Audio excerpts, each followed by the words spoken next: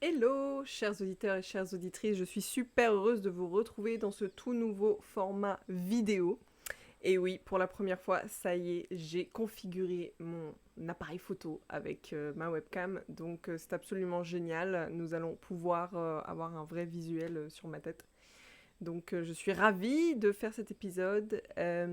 Alors aujourd'hui, j'aimerais parler d'un sujet qui concerne toute la société occidentale, à savoir le surmenage. Il y a vraiment ce truc de tu ouvres les yeux le matin et tu es déjà fatigué.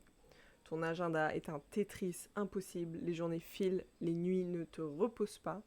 Tu rêves de tout plaquer, mais tu sais que ce n'est pas une option. Alors tu continues. Une bouchée de plus dans une assiette de vie qui est déjà trop pleine. Et cet épisode est une invitation à la pause, à la respiration, à un moment pour comprendre aussi ce qui se joue derrière ce surmenage et pas seulement ce que tu fais, mais ce que tu portes. Bien sûr, on aura donc toujours cet angle de croyances limitantes, puisque le surmenage vient de croyances limitantes. Alors c'est un sujet qui me tient à cœur, pourquoi? Parce que moi j'ai vécu le surmenage quand j'étais en classe préparatoire littéraire, enfin en fait déjà au lycée.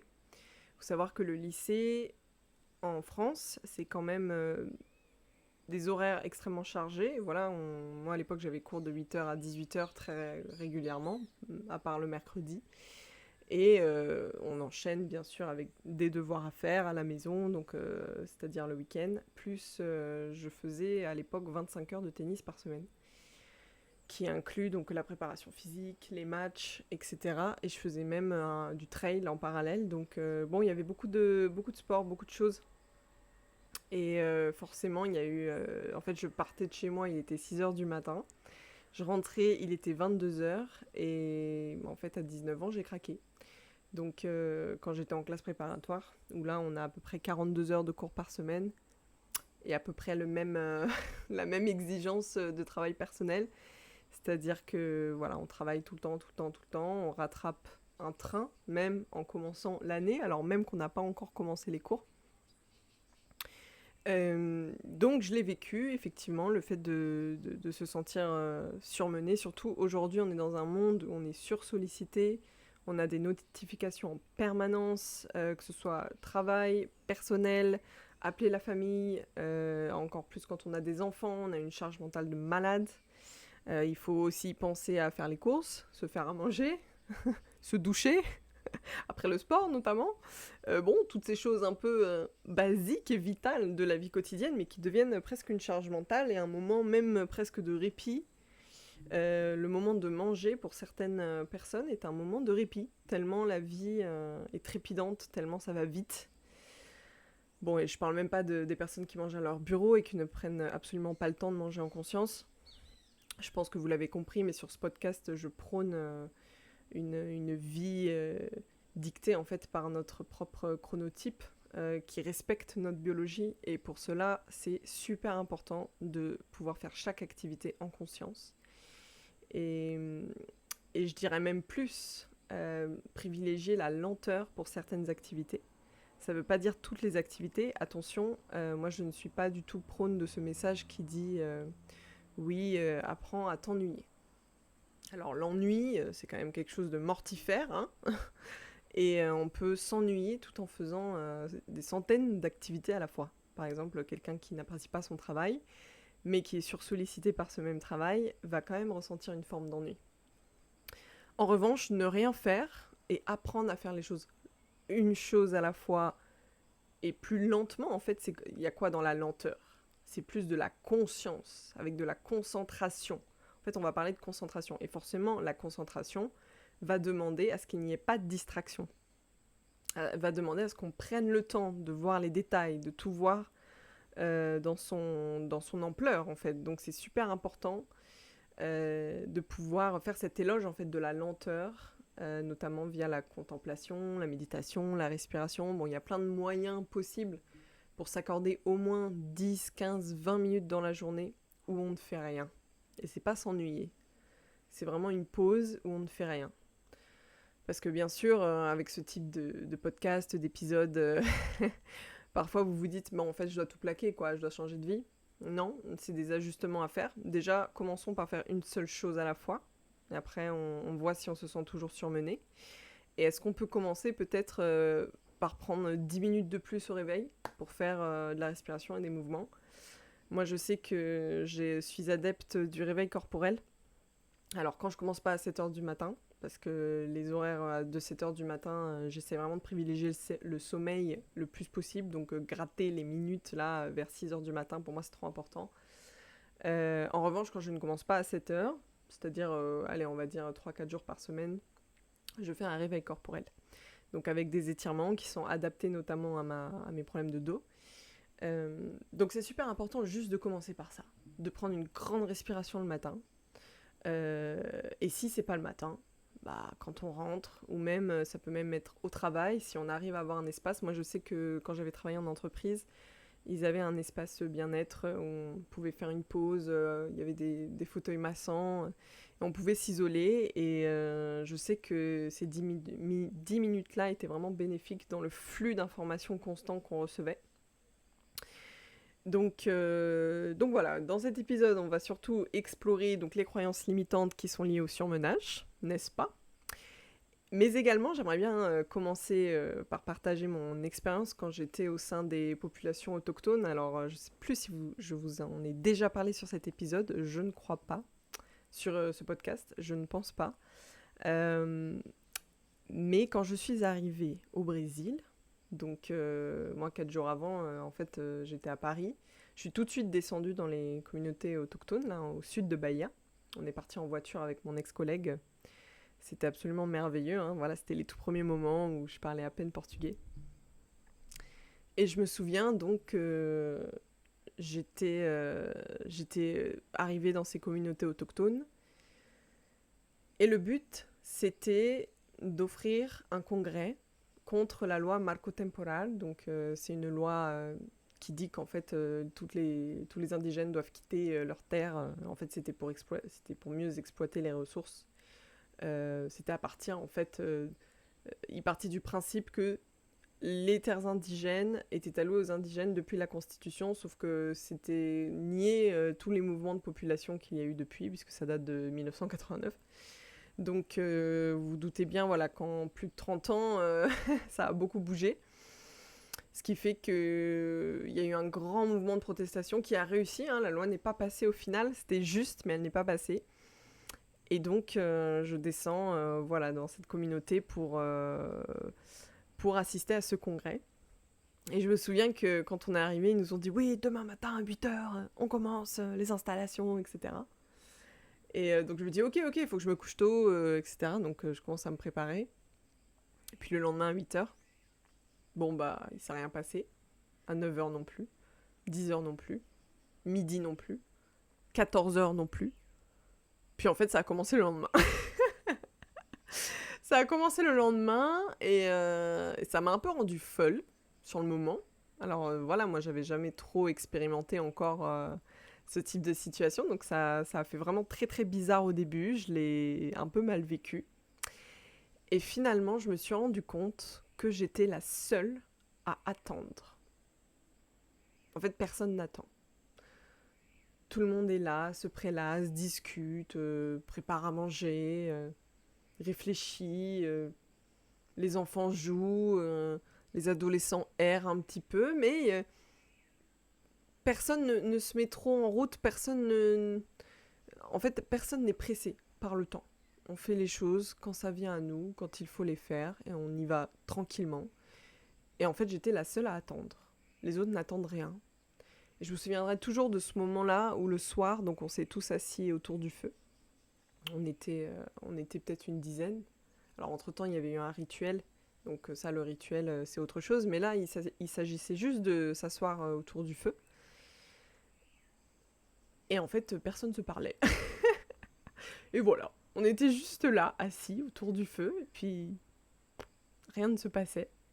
Moi, comme je vous dis, j'avais un peu de mal à enclencher les conversations puisque je parlais pas encore bien portugais à ce moment-là.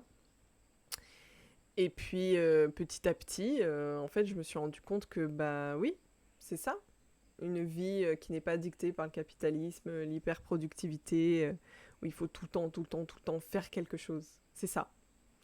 C'est vraiment, on est dans l'être. On est par essence. Et j'ai trouvé ça magique. Alors au début, bien sûr, c'était très inconfortable, ça m'a déplu. Et même encore aujourd'hui dans ma vie, les moments de latence sont un peu inconfortables, hein. Moi, je suis la première à le faire, c'est-à-dire quand il y a un petit moment de latence, je sais pas, dans une file d'attente par exemple. Oui, j'ai tendance à prendre mon téléphone, comme tout le monde. Il y a toujours ce moment où on est au restaurant, et puis admettons que vous n'êtes que deux, puis la personne en face de vous, en fait, elle quitte la table pour aller aux toilettes. Vous allez regarder votre téléphone. Parce qu'en fait, le moment de rien, de latence, est extrêmement inconfortable. Et tout ça, c'est aussi dû au surmenage. C'est qu'en fait, à partir du moment où on est surmené, très jeune, finalement, dès le collège, hein, dès le lycée, plutôt, bon, on va dire que c'est plutôt le lycée que le collège, très jeune, on est déjà surmené. Et en fait, après, nos cellules, notre corps s'habitue à ce surmenage. Et ne sait plus deal with le rien. Ne sait plus l'idée avec le rien. En fait, on est vraiment dans ce truc de... Le moment de latence est un moment extrêmement inconfortable. Alors bien sûr, on va revenir donc. L'idée, c'est de comprendre, mais d'où viennent ces croyances sur le surmenage. Donc bien sûr, le surmenage, ça vient pas que de l'agenda, c'est l'expression visible d'une accumulation invisible. Donc il prend racine dans des dimensions qui sont bien plus profondes, notamment l'inconscient collectif. Donc vous savez qu'en Theta Healing, thérapie de reprogrammation des croyances que je pratique, on parle toujours de l'inconscient collectif et de l'inconscient personnel. Et après, il y a l'inconscient aussi historique, l'inconscient transgénérationnel. En fait, on a 4 niveaux de conscience. Mais l'inconscient collectif joue beaucoup dans notre inconscient, évidemment. Et bien sûr, en Occident, on vit dans une époque qui glorifie la vitesse, la performance et le faire. Donc s'arrêter, c'est vraiment comme si on reculait. Déléguer, c'est être incompétent. Il y a vraiment ce truc-là, hein, cette croyance-là, et se reposer, c'est presque de la paresse. Hein, le repos, c'est un luxe, tout ça, c'est des croyances limitantes. Et le conditionnement social, il est fort, hein, il est constant, et il est très inconscient. Et ça crée en fait un climat intérieur de pression continue. Combien de fois vous avez entendu quelqu'un, ou même vous avez pu le dire, je suis débordée, mais tu sais, avec fierté. Ou c'est une femme ou c'est un homme très occupé. Il y a quelque chose de très glorifiant là-dedans, il y a quelque chose de très valorisant. Oui, le fait d'être tout le temps occupé et le fait d'avoir du temps libre, enfin le fait d'être tout le temps occupé n'est pas très bien vu finalement dans nos sociétés occidentales, et le fait d'avoir du temps libre, au contraire, ne l'est pas. Même d'ailleurs quand on a du temps libre, on nous dit souvent profite. Profite avant en fait d'avoir cette vie trop busy. Mais finalement, dans ce profite, il y a un peu ce terme vacances. Moi, j'ai l'impression qu'on l'associe beaucoup à l'amusement. Comme si on profitait d'un amusement, en fait. Alors que non. En fait, ça devrait être notre vie. On devrait avoir du temps libre, un temps de rien, où il n'y a pas toujours des tâches à effectuer. Donc, dans l'inconscient collectif, on a les croyances, être débordé, c'est être important. Le repos, c'est pour les faibles. Plus je fais, plus j'ai de valeur. Donc notre valeur, elle est déterminée au faire, en fait, c'est-à-dire à toutes les activités qu'on fait, à l'accumulation de ces activités. Bien sûr, cela prend racine également dans l'enfance et dans le système familial. Donc nos schémas actuels, ils se forgent souvent dans notre enfance. Et si tu as grandi dans un environnement où il fallait mériter l'amour ou l'attention, tu as peut-être développé un réflexe de faire pour être. Je fais pour être aimé. Et être la bonne élève, la fille parfaite, la responsable de tout, ou pas d'ailleurs, hein, ça peut être juste, même si tu n'as pas ce syndrome-là, en fait, c'était insinué. Et les croyances qui sont associées à ce schéma personnel, c'est le fait de ne pas être irréprochable pour être aimé, donc je dois être irréprochable pour être aimé. Si je n'aide pas, je ne sers à rien, je dois anticiper les besoins des autres. Donc, moi, je sais que dans ma famille, effectivement, le fait d'être très occupé et d'avoir un métier valorisé en société, c'était extrêmement important. Et le fait de se prélasser finalement sur son transat ou sur un fauteuil ou même dans le canapé, c'était peu valorisé. Moi, j'ai eu aussi l'exemple d'une maman seule, hein. J'ai grandi avec une maman qui élevait ses enfants seule, qui a repris ses études à 45 ans alors qu'elle nous élevait. Euh, donc, elle était débordée. Vraiment, elle était débordée, elle était surmenée, elle était sursollicitée. Le soir, on rentre et il y a 2 enfants qui sont dans la demande. Forcément, j'ai eu le modèle également de faire vite, vite, vite, vite et bien, efficacement, pour être sûr de pouvoir survivre aussi. Donc moi, dans mon schéma inconscient, en tout cas, il y avait vraiment ce truc de je dois être débordée pour survivre. Ensuite, il y a la lignée et les mémoires transgénérationnelles. Donc on hérite de schémas émotionnels, de comportements, de peurs qui ne nous appartiennent pas du tout, même qu'on n'a pas vu dans notre enfance en fait. Et ça, il y a beaucoup de femmes qui portent encore les blessures, les fatigues, les renoncements aussi de leurs ancêtres féministes, celles qui se sont silenciées. Donc les femmes qui ont survécu en silence, sans choix, sans reconnaissance. Et là, les croyances associées, ça va être vraiment je dois tout faire seule, le fardeau est mon héritage, et les femmes fortes ne se reposent pas. Également dans les années 80, alors ça j'en ai parlé dans l'épisode sur les croyances sur les femmes, donc je vous invite vraiment à aller réécouter cet épisode si ça vous intéresse, avec Caroline Sangès, ma grande amie, où on parle en fait du fait que dans les années 80, voilà, il y a eu cette libération des femmes qui enfin elles ont pu exercer des métiers qui leur plaisent et elles n'étaient plus cantonnées finalement à ce rôle au sein du foyer.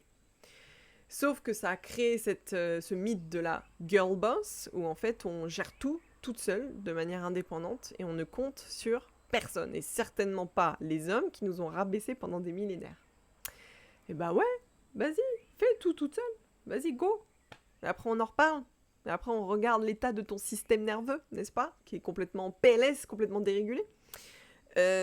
Donc vraiment il y a cet aspect auquel il faut vraiment réfléchir. Oui, nous les femmes particulièrement, on porte encore plus cette volonté en fait d'émancipation et donc de surmenage. Alors après il y a les mémoires d'âme, de vie antérieure, pour ceux qui y croient en tout cas. Certaines âmes portent la mémoire de vie de servitude, de travail forcé, d'esclavage, de devoir permanent. Et cette mémoire, elle est énergétique et elle peut se réactiver sous forme d'auto-exploitation, sans comprendre pourquoi on n'arrive pas à se poser ou à ralentir. Et en plus, souvent, c'est associé à un problème de récompense, c'est-à-dire qu'on n'évalue pas suffisamment sa valeur.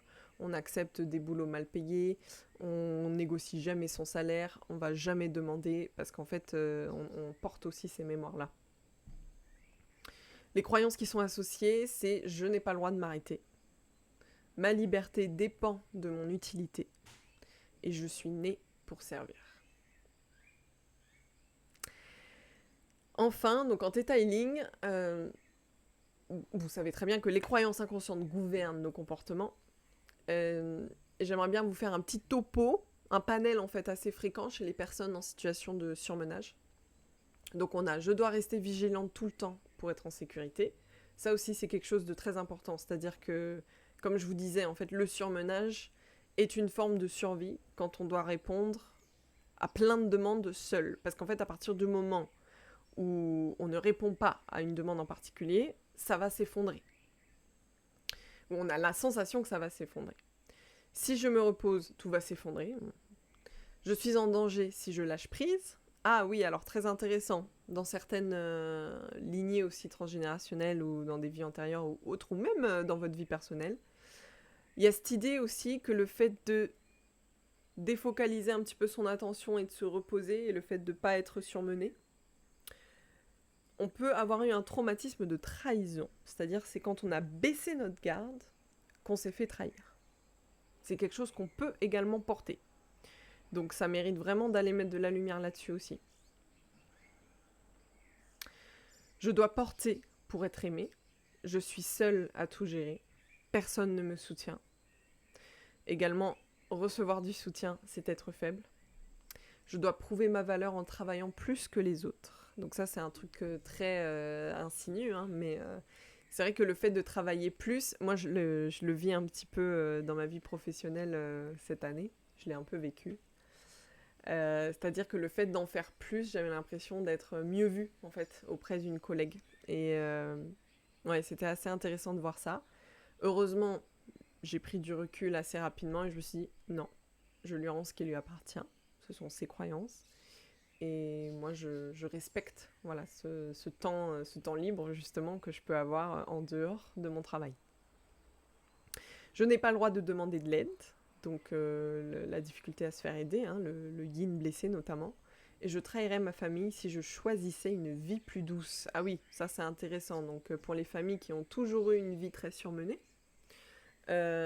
effectivement, on a la sensation d'être déloyal ou de trahir si nous, on ose en fait avoir une vie plus douce. Moi, je sais que mon papa, bon, s'il écoute l'épisode, hein, il le saura, enfin bon, il le sait déjà, a vraiment cette valeur de travailler dur pour gagner de l'argent, etc. Il faut travailler dur, il faut pas se prélasser, il faut jamais être paresseux, etc. Il a vraiment ce truc-là. Hein.